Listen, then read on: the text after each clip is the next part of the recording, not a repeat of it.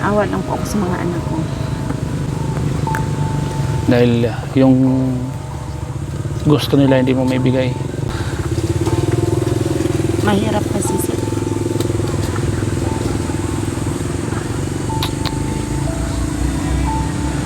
Kasi sa pag-aaral pa lang nila, hindi ko alam kung saan ako kukuha. Hindi naman pwedeng umasa sa mga kapatid ko palagi.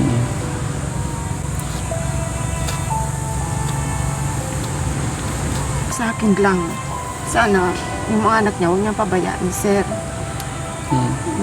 Kahit huwag na siyang hihingan, kung saan na lang niya ibibigay sa mga anak niya. Para lang sa mga anak niya. Kasi sa akin wala namang problema eh. Kasi gusto ko din makatapos ng pag-aaral ng mga anak ko. Sa Tatay Miko, kung sakaling mapanood to, ano yung gusto mong sabihin sa kanya? Sana umayos na siya sa pagsuporta sa amin para hindi na masyado mahirapan si mama. At mapapanood to ni Papa mo. Ayos na yan. Anong gusto mong sabihin, Isa? Kay Mama? Mama, I love you. Galit ka kay Papa mo? Hello mga kalingap, magandang hapon po sa lahat. Welcome po sa aking channel. Ngayon po mga kalingap, may pupuntan po tayo dito isang pamilya. Kumustahin po natin sila at ito po yung linapit sa atin.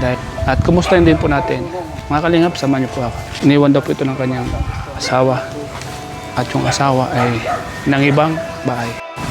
Ito po mga kalingap po, isang pamilya. Hello po, te. Hello po. Magandang hapon po. Magandang hapon din. Kumusta po kayo, te? Okay lang po. Sino yung mga anak mo to? Opo. Tatlo. Opo. Tulong, iningi kayo sa akin ng tulong. Na kung pwede daw may vlog kayo para matulungan. Dito po kayo nakadara, te? Opo. Kaso lang po sirahan na. Hindi pa napapagawa. Ito yung bahay niyo talaga. Opo. Dito kayo natutulog. Oo. Anak ko, kambal, si Kisha, ito si Isha. Yun yung panganay ko, si Miko. Tatlo, yung Tatlo. anak niyo po. Opo.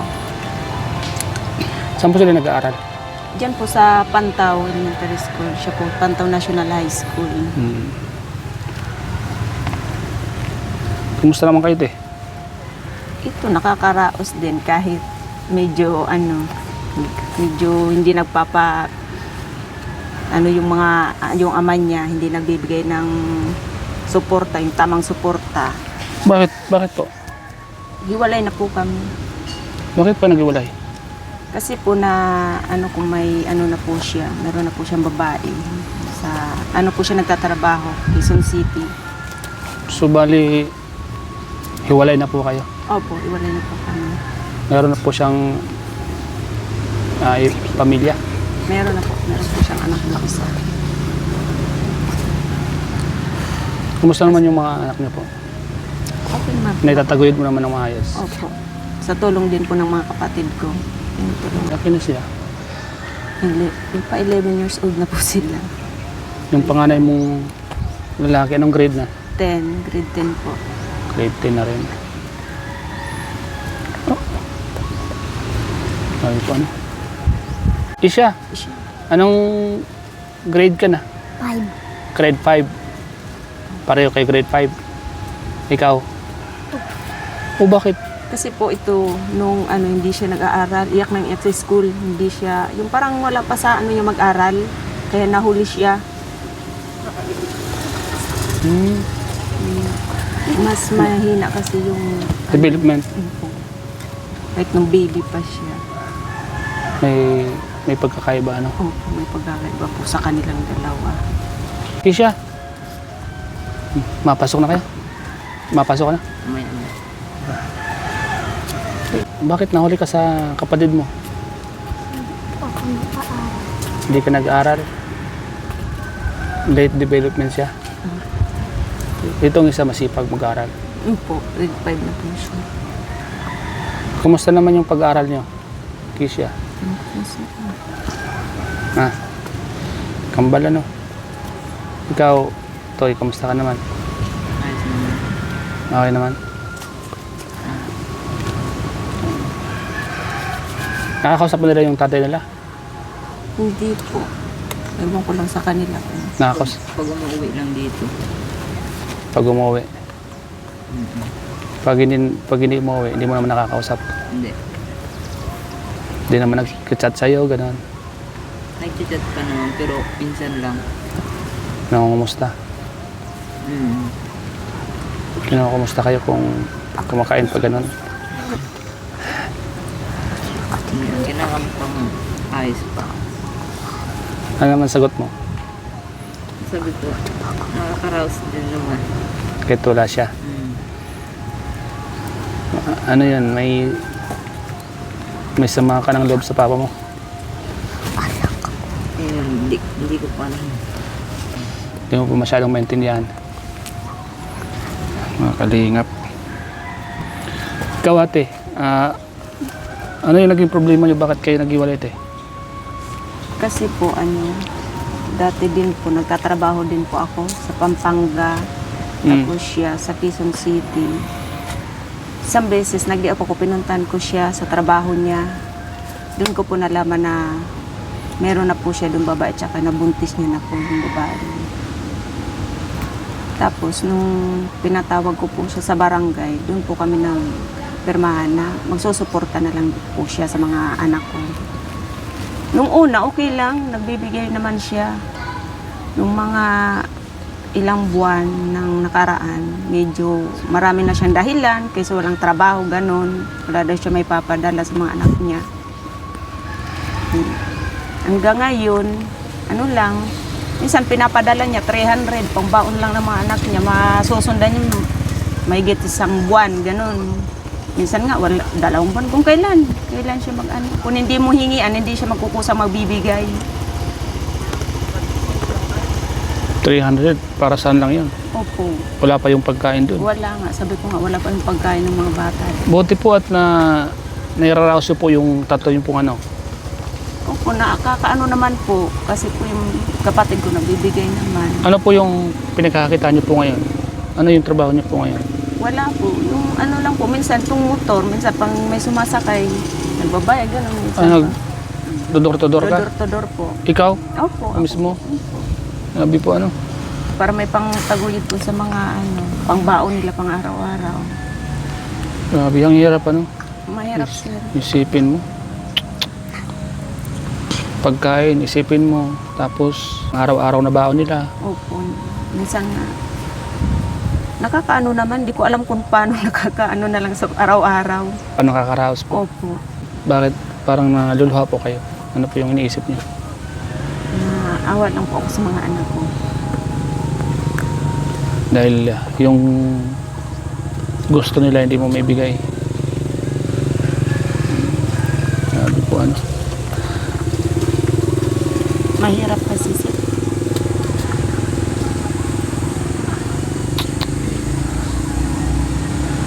Kasi sa pag-aaral pa lang nila, hindi ko alam kung saan ako kukuha. Hindi naman pwedeng umasa sa mga kapatid ko palagi.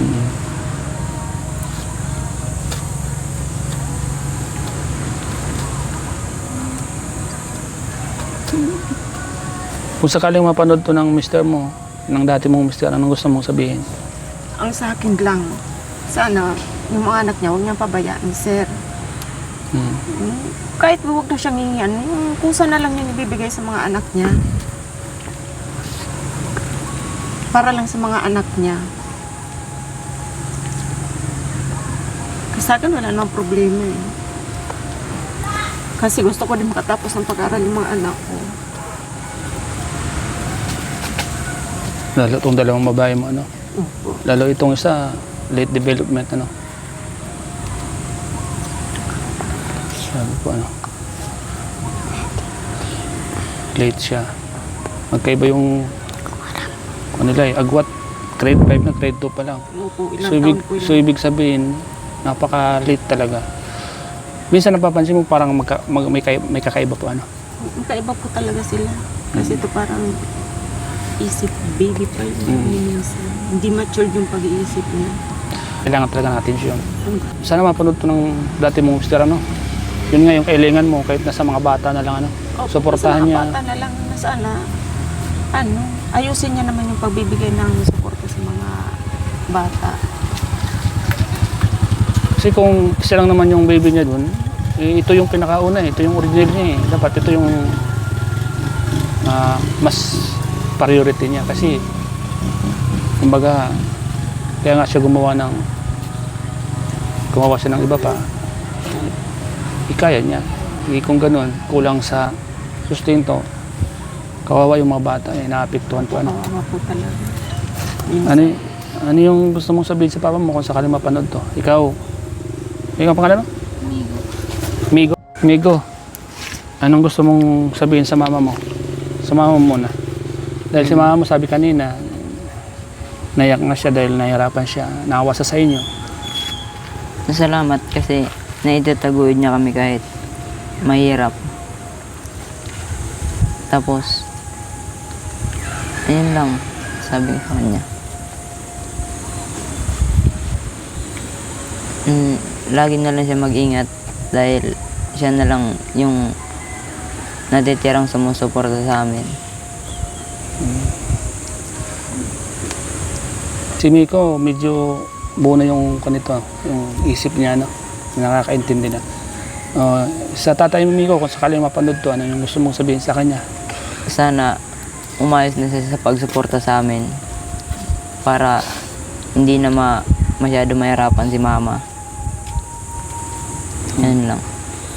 Sabi ano.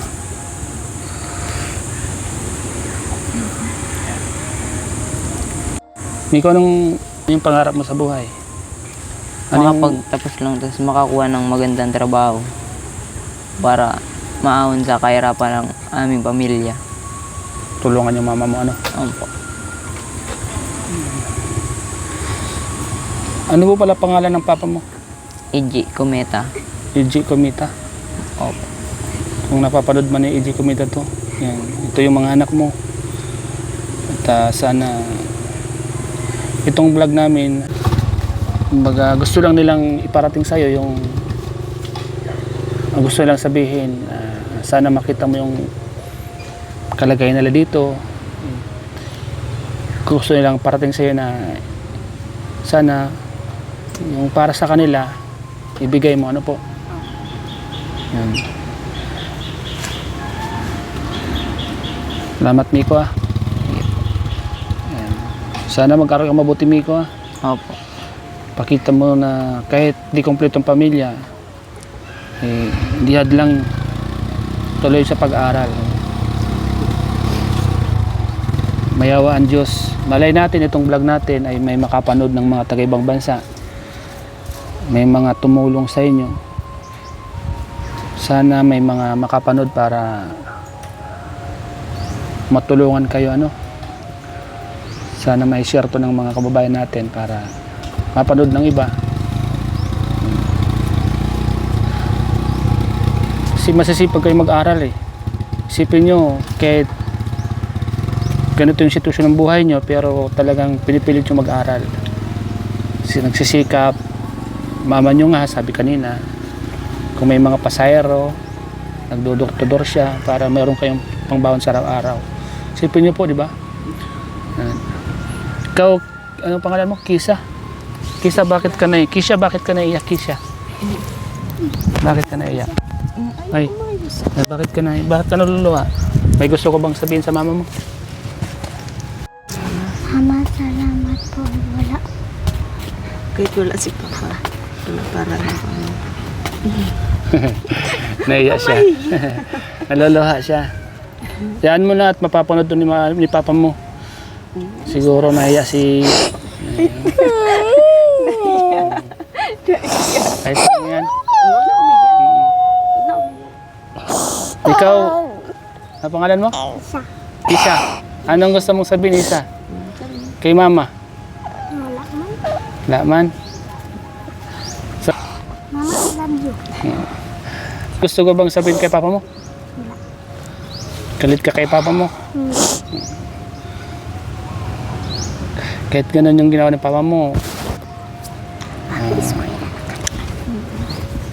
Malay natin pag napanood niya to, mabuno yung sustento sa inyo, di ba? Sana nga. Ano? Okay lang po ba tayo na itong vlog ko mapapanood sa YouTube? Okay lang ba? Wala bang magagalit? Wala. Ipopost ko po ito ha. Wala po. Yan. May gusto kayong sabihin sa mga viewers na makakapanood po nito? Sa, Yung kung sino man po makakapanood sa amin, sana po matulungan niyo po kami na kahit naman po sa pag-aaral na lang ng mga anak ko, pagpuso po akong humihingi ng kunting tulong po para sa pag-aaral ng mga anak ko. Yun lang po yung ano po, hilingi ko lang po. Kasi po gusto ko mapagtapos ng pag-aaral yung mga anak ko. Doon pa lang po, masaya na po ako kung sino man po yung kusang tumulong po sa amin. Ina. Salamat po. Yung hanap buhay ko po dito, nagdodor-to-door lang po ako. Yung kinikita ko po doon sa pagdodor-to-door, yun po yung pinapangbaon ko sa mga anak ko. Maliit lang po. Minsan po, 30 pesos lang yung binibigay sa akin. Iniipon ko po yun para sa pambaon ng mga anak ko. Kaya sa awa po ng Diyos, nakakaraos naman po yung pag-aaral nila sa araw-araw. Kaya malaking blessing din kahit ganun lang, at saka ang importante walang sakit yung mga anak ko. Yun lang po. Ito po yung bahay ko, bahay namin.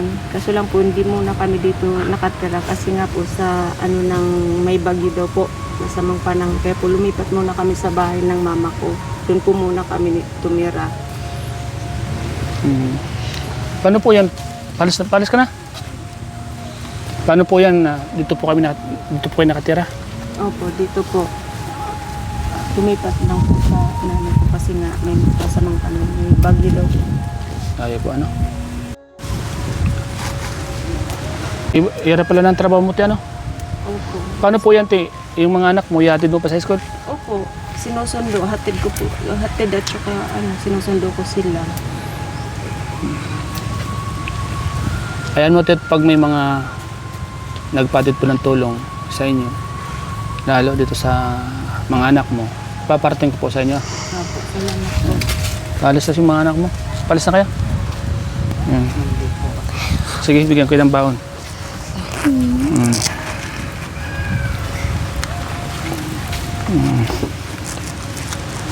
Mga baon mo. Hindi po.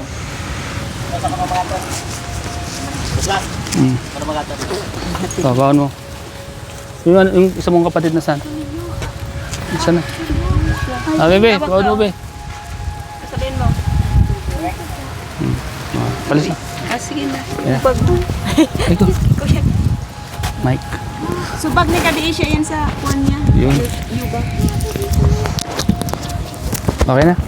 Sige po. Salamat po, ate. Sige po, salamat din po. Marami po salamat sa pagpunta dito sa kahit malayo po yung lugar namin. May time po kayong pumunta dito. Okay lang po. At ito nga po, sinabi ko rin po. May pinuntan din po kasi dyan. Yung supporters po ng Jomcar. Kaya yun, nag-scout na ako. Yun nga, may nakapagsabi na kayo nga daw po ay kailangan din ng tulong. Kaya sabi ko, sige, i-vlog ko para kung sakaling may makapanood. Nakuha natin. Kung may makapanood, may mga tumulong.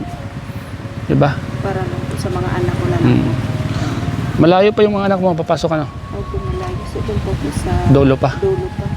Yung paaralan din. So, sige po, te. Opo, thank you po. Okay po. Bahay nila ate. Yun po. Ito bahay nila, mga kalingap.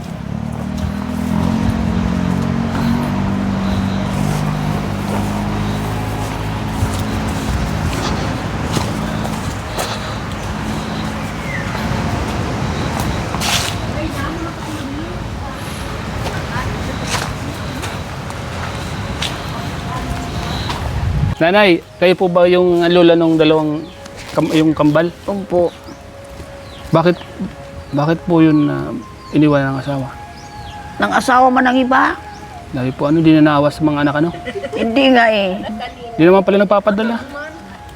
Di man pala nagpapadala. Hindi na. Nagbibigay daw, minsan 300 lang. Kasi no naman yun. 300 Kasi na yan, yun. hindi mo yan kasi sa anak niya. Pangdili mo na. 3. Yung baon lang ng kuwan, school. Ang 50 siguro araw-araw. Kaya po kayo na-stress na yan, no? Nag-agilap ya yung anak, yung ina ng pangbaon. Kawawa man po, ano? Kaya ngayon na istes ako dyan. Ano po yun, bunso nyo pong anak? Yung nanay ng mga bata? Pangdalawa Pangalawa. sa bunso. Yung kanyang hanap buhay po pala, yung mag-door-to-door. Minsan wala, minsan meron. Yun nagkakuha niya sa pamasahe o pang baon ng mga anak niya. Binigyan ng kapatid nito. Pero hindi man bigay yun ni Ram. Ginagamit. Sana naman yung dati niyang asawa ay magsusinto naman sa mga anak niya. Sana nga eh. Kasi kawawa naman at Yan wala nga. naman hanap buhay dito sa tabi ng dagat. Dapat sustintuhan niya yan. May gusto po kayo sabihin sa mister nung anak niyo po, doon tatay ng mga anak? Sana mag-sustinto man siya sa mga anak niya. Yung pang baon-baon ng mga anak niya, saka yung panggasto. Grabe pala yung bahay nila, oh, butas-butas na. Sabi ko nga, dalawang bagyo na yan, dumaan dyan. Nagkasirira na, sabi ko, umalis na kayo dyan, kuhaan kayo ng bahay. Tanongin mo si Nida kasi, Yun pa nga, yun nga ang inaano ko noon eh. Kaya nga ako nagkukontak sa'yo noon. Siya pala yung ipinapablog mo sa akin sana. Kasi grabe na sabi ko yan nung kawawa na talaga sila. Nung tumatawag ka pa sa akin, dyan pa sila natutulog noon. Diyan pa.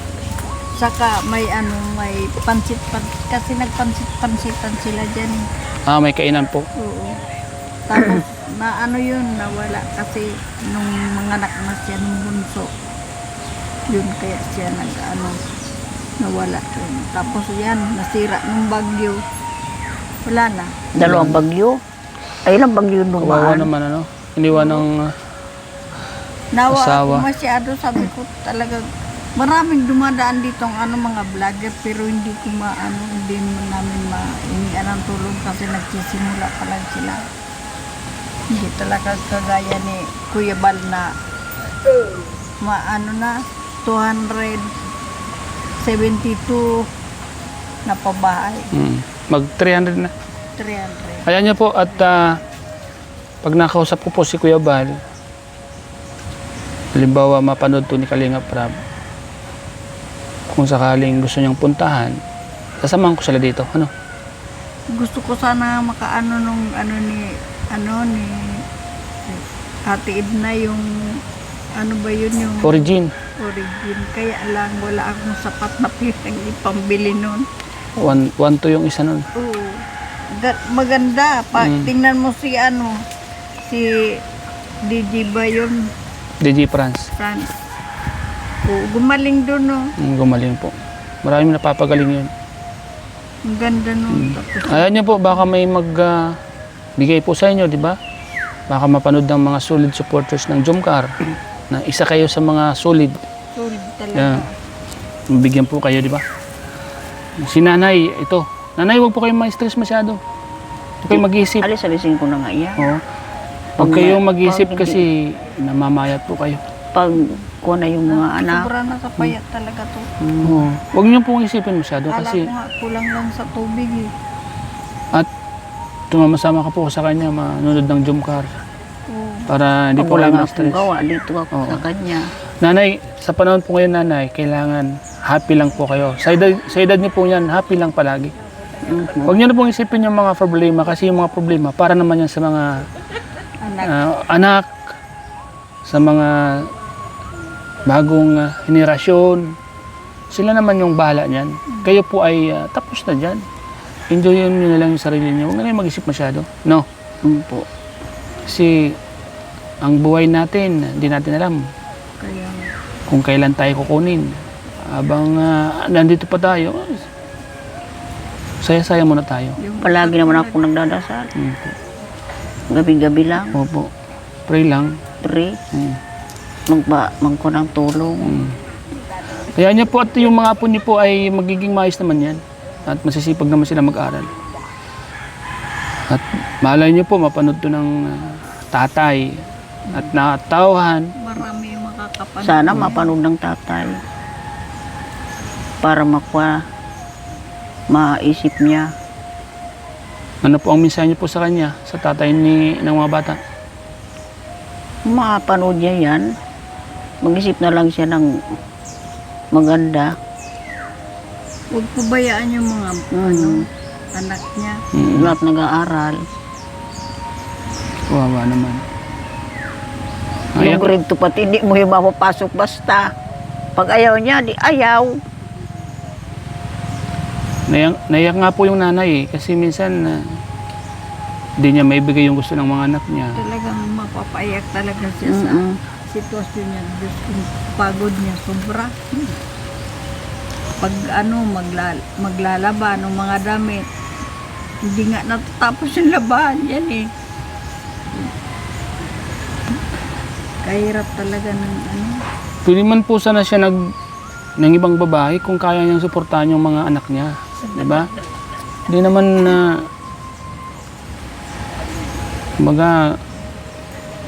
gumawa siya ng ibang pamilya. Dapat yung nauna, Di dapat sinusuportahan niya. 15 anyos na yung kuwan, yung panganay. Kawawa man yung mga anak niya kasi unang-una, pag may mga gusto, lalo sa pagkain, titingin na lang kasi hindi makabili. Diba? Kawawa, dapat yun ang isipin niya. Kung sakali man na dinagdagan niya yung pamilya niya, dapat nagsipag siya. Diba? Dapat Yun yung na- paraan doon. Kung gusto mo magdagdag ng pamilya, dagdagan mo rin yung sipag mo. Yan ang gusto ko dapat. Oo. Hindi niya man ginawa eh. Kasi sa mga lalaki minsan di na maiwasan yung magdagdag. Pero pag dumagdag ka, dagdagan mo rin yung sipag mo. Sipagan mo rin para may bigay mo sa doon sa ginawa mo yung para sa kanila. Sustento. Biro mo yan 3. Pang-4 na yung isa kumakain naman. Diba? yung bunso. Hindi mo pala kasama. Tulog. Bali, ilan po sila lahat? 4? 3 lang yung 4 yung anak. Kasi tulog lang yung bunso. tulog yung bunso. Isipin mo, 3 yung iniwan niya. Di ba siya naawa doon sa 4? 4. Samantalang doon sa sinama niya ngayon, 1 lang. Ito bro di naman sa minamalit ko ang kakayahan mo, dapat lalaki ka, dapat huwag mong pabayaan yung pamilya mo. Ito yung sinasabi ko is para naman sa iyo to, kasi huwag mong hintayin sumamaan loob sa iyo ng mga anak mo na pag bandang huli pagsisisihan mo. Minsan pag yan nagkaisip at sinagot ka na niyan, masasaktan ka. Kaninong kasalanan, di ba? Tapos pagdating ng panahon susumbatan ka nila, kaninong kasalanan, di ba? Sasabihin mo bakit, tatanungin mo yung sarili mo, bakit ako sinasagot ng mga anak mo? Tanungin mo yung sarili kung bakit ka sinasagot ng mga anak mo. Ano ba yung nagawa mo? Siya yung may kasalanan Diba? yan. Ganon yung mangyayari bandang uli. Pero kung gusto mong maging maayos yung mga anak mo at ituring kang mabuti, gawin mo yung tama. Sipagan mo, sustentuhan mo sila. Ayusin mo yung relasyon mo sa mga anak mo, di ba? Pag may trabaho ka, dalan mo. Bigyan. Kahit linggo-linggo, sabihin natin linggo-linggo, padalan mo. Yung kaya mo lang. Di ba? Basta't mayroon. Di ba, Lula? Oo, linggo-linggo lang. Kasi mag-kuhan man, mag-school ba sila, linggo-linggo. Isang linggong school isos. Nayarap po mga kalingap. Yung pag ganyan ang high school, sitwasyon. 50 yung baon sa isang araw. Yung kambal, tigba 20. Di ba? 70 na. Tapos kinabukasan pa. Buti kung isang araw lang papasok. Yun sanang maintindihan ng tatay. Tulungan mo yung asawa mo. Kahit sa mga anak mo na lang. So, Sa ayan anak na po. lang, tulungan niya yung mga anak niya. Maski wag na yung asawa. At least nasabi mo nanay yung nasabi mo lula yung gusto mong sabihin, ano po? Grade 10 na yung kuwan niya, ay, yung panganay. Kaya nga po, Magastos na. gastos na yun. Binata na yun. Salamat po, Lula. Salamat. Mga Para sinabi mo. matawan man yung ama. Payo ko lang po sa Lula, huwag ka masyadong ma-stress ha. Huwag ka masyadong mag-isip. Salamat sa mga advice. Ano pa nakita mo sa asawa mo ngayon na wala sa anak ko? May pagkakaiba ba? Ano ba yung pagkakaiba? Mataba ba yan? Ay naku, payat. Payat ba yun sa anak ko? Sa mga anak niya.